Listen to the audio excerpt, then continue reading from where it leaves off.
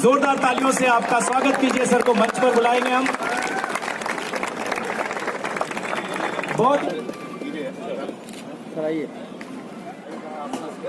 Sir 50 metre दूर है हमसे बच्चे।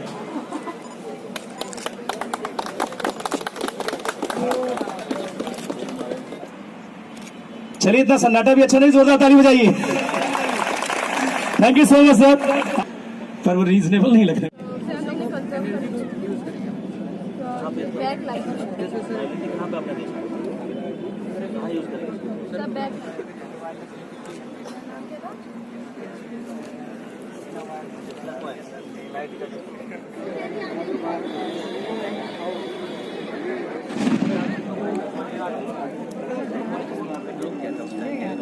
देखिए, सबसे जो विज्ञान प्रदर्शनी है, इसका आयोजन का उद्देश्य होता है कि वैज्ञानिक मनोवृत्ति का विकास होना, कि जब हम चीज़ों को समझते हैं, पढ़ते हैं, तभी आप कुछ निर्माण कर सकते हैं। तो इस मॉडल के द्वारा लोग बच्चों ने प्रस्तुतिकरण दिया है कि किस तरीके से सब्जेक्ट है, विषय वस्तु को कैसे आप प्रायोगिक धरातल पे उतार सकते हैं और उसका प्रयोग में कैसे यूज किया जा सकता है, उसका कैसे इम्प्लीकेशंस हो सकते हैं, कैसे उसका स्केल अप करके आप उसको सोसाइटी के लिए लाभ प्राप्त कर सकते हैं। ये बहुत महत्व है और यहाँ पे बहुत बच्चों ने बहुत क्रिएटिव रूप से बनाया है, मॉडल्स बहुत अच्छे बनाए हैं और ये उनके तार्किक क्षमता को दिखाता है कि कैसे बच्चे जो रट के पढ़ सकते हैं वो ऐसा नहीं बना सकते हैं। तो कैसे आपको तार्किक क्षमता का विकास होता है जब आप चीज़ों को समझ कर पढ़ते हैं और उसके तत्व को पहचानते हैं, चाहे फिजिक्स है, केमिस्ट्री की थ्योरी को पहचानते हैं, उसके बाद ही आप कोई निर्माण कर सकते हैं। तो बच्चों का बहुत बेहतर प्रयास है और हमारे टीचर्स हैं और पॉलिटेक्निक के भी हैं, ITI के भी हैं, इंजीनियरिंग कॉलेज के भी हैं और इंटरमीडिएट कॉलेज के भी हैं।